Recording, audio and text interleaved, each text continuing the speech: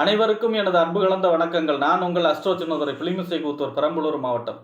ஜாதகத்தில் சுக்கிரன் பொதுவாக நவகிரகங்களை வச்சு நவகிரகத்துள்ளேயே மனித வாழ்க்கையில் நடக்கக்கூடிய அனைத்து விஷயங்களும் அடங்கி போகும். அதை நவகிரகங்களுக்கும் பிரித்து கொடுத்துருப்பாங்க.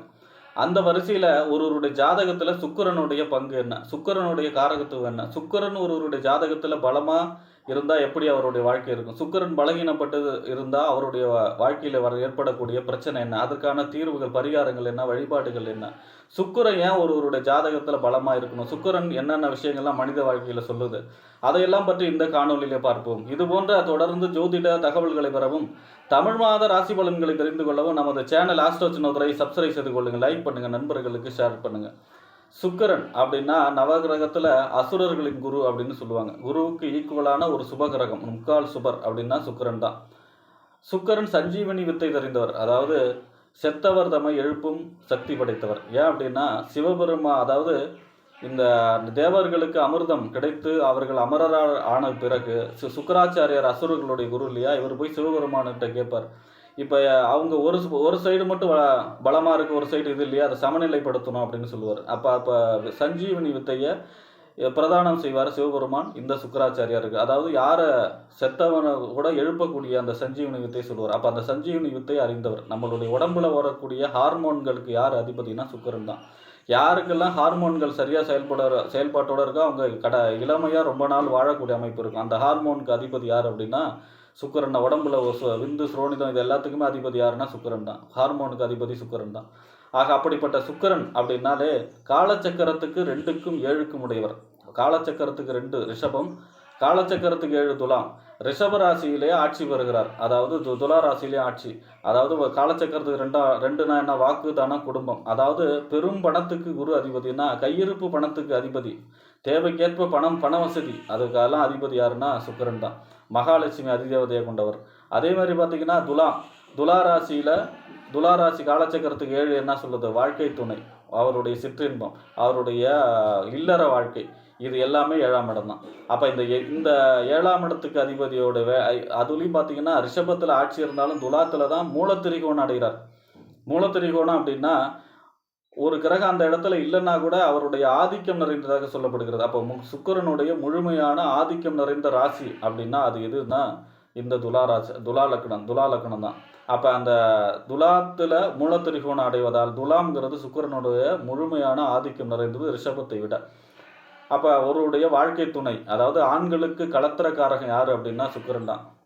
அதே போல் பார்த்தீங்கன்னா சுக்கிரன் தான் சிற்றின்ப வாழ்க்கை சொல்ல, குடும்ப வாழ்க்கையில் செழிப்பான வளர்ச்சி கொடுக்கக்கூடியது. 7வது பார்வை, அதாவது ராசியிலிருந்து எந்த ராசியில் இருந்தாலும் 7வது ராசியை பார்ப்பார். இவர் பிறந்த நட்சத்திரம் மக நட்சத்திரம். அதே மாதிரி பார்த்தீங்கன்னா சுக்கிரன் ஒரு எந்த கட்டத்தில் இருந்தாலும் அதாவது சுக்கிரன் லக்னத்திலேயோ 7லையோ இந்த மாதிரிலாம் இருக்கும்போது அது குலதெய்வ சாபத்தை சுட்டி காட்ட சொல்லக்கூடிய அமைப்பாக இருக்கும். அதே போல் பார்த்தீங்கன்னா சுக்கிரன் அப்படிங்கிற கிரகம் ஆடம்பர வாழ்க்கை, அதாவது என்ஜாய் பண்ணக்கூடியது. என்ஜாய் பண்ணுறது அப்படின்னா அந்த பூமியில் இருக்கிற அத்தனையும் அனுபவித்து விட்டுடு, அதாவது சரி என்ன தப்பு என்ன எப்போதும் விளையாடு, அந்த மாதிரியான ஒரு எல்லாத்தையும் அனுபவித்து தீர்க்கணும் அப்படின்னு சொல்லக்கூடிய கிரகம் சுக்கிரன். சுக்கிரன் அப்படிங்கிற கிரகம் ஒருவருடைய ஜாதகத்தில் திருமண வாழ்க்கையை சொல்லக்கூடியது. அதே மாதிரி பார்த்திங்கன்னா இந்த சினிமா துறையெல்லாம் ஸ்டார் ஜொலிக்கிறாங்க இல்லையா, அவங்கெல்லாம் சுக்கிரனுடைய அம்சம்தான்.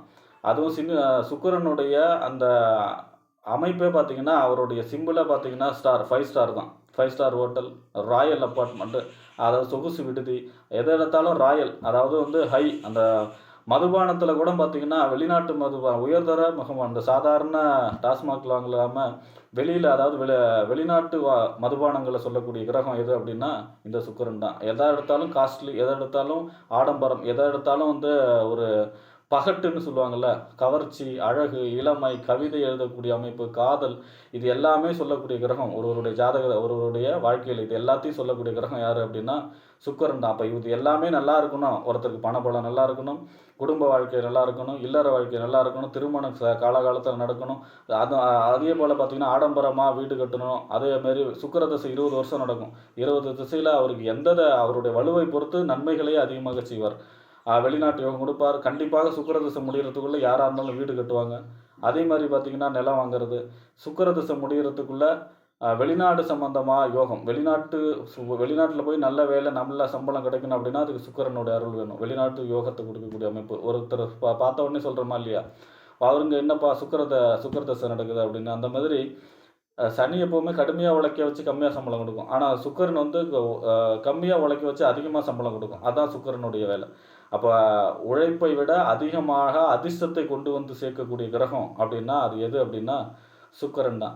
சுக்கிரன் தான் நம்மளுடைய அந்த இன்னைக்கு பெரும்பாலான மக்களுடைய நோய் அப்படின்னா அது சர்க்கரை நோய் இல்லையா, கிட்னி சம்மந்தப்பட்ட நோய், யூரினரி பிரச்சனை, இது எல்லாத்துக்கும் காரணம் சுக்கிரன் தான். சுக்கிரன் பலகீனப்படும் பொழுது இந்த பிரச்சனைகள்லாம் நடக்கும். சுக்கிரன் துலாத்தில் ஆட்சி, ரிஷபத்தில் ஆட்சி, அதே மாதிரி பார்த்தீங்கன்னா மீன ராசியில் உச்சமாவார். காலச்சக்கரத்துக்கு 12வது ராசி.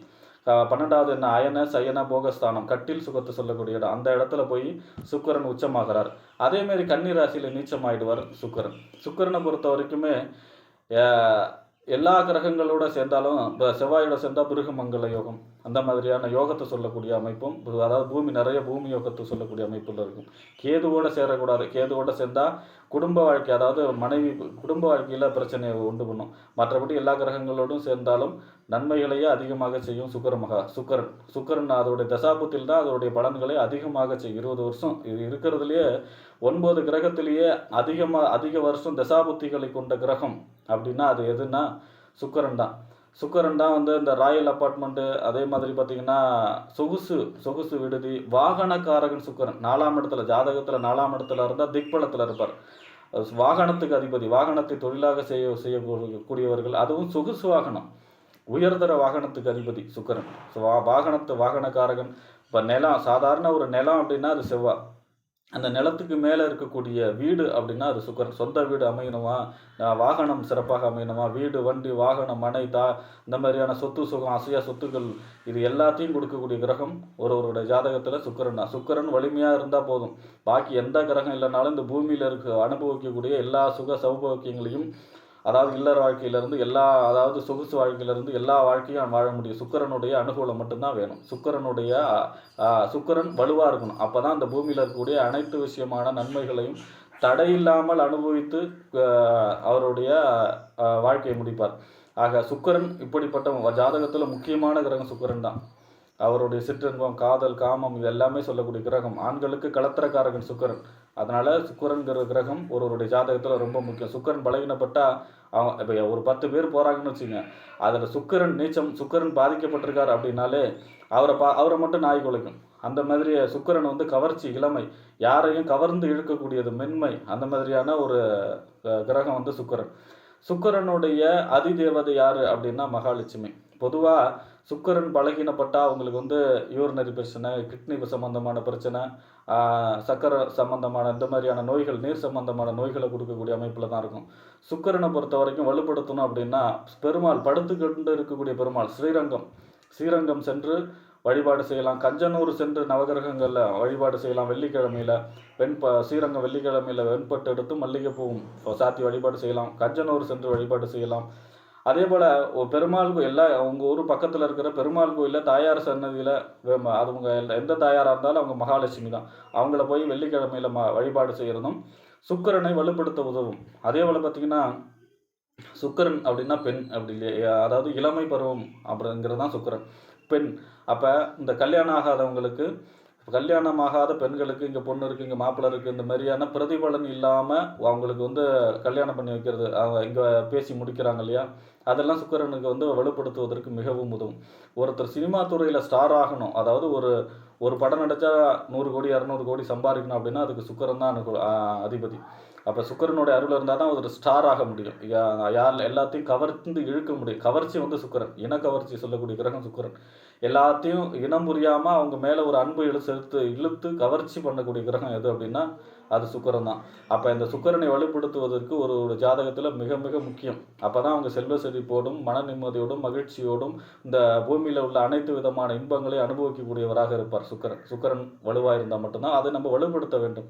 அப்போ படுத்து கொண்டு இருக்கக்கூடிய பெருமாள் வழிபாடு, மகாலட்சுமி வழிபாடு, கஞ்சனூர் சென்று வழிபாடு செய்து பெண்களுக்கு, அதாவது திருமணமாகாத பெண்களுக்கு உதவி செய்கிறது, அவங்கள திருமணத்துக்கு ஏதாவது நல்லது செய்கிறது, இந்த மாதிரியான விஷயங்கள்லாம் செய்யும் பொழுது சுக்கிரன் உங்களுக்கு அனுகூலமாக, அதாவது நெகட்டிவாக இருந்தால் கூட அது பாசிட்டிவாக மாறி உங்களுக்கு அதிர்ஷ்டங்களை கொண்டு வந்து சேர்க்கக்கூடிய அமைப்பாக இருக்கும்.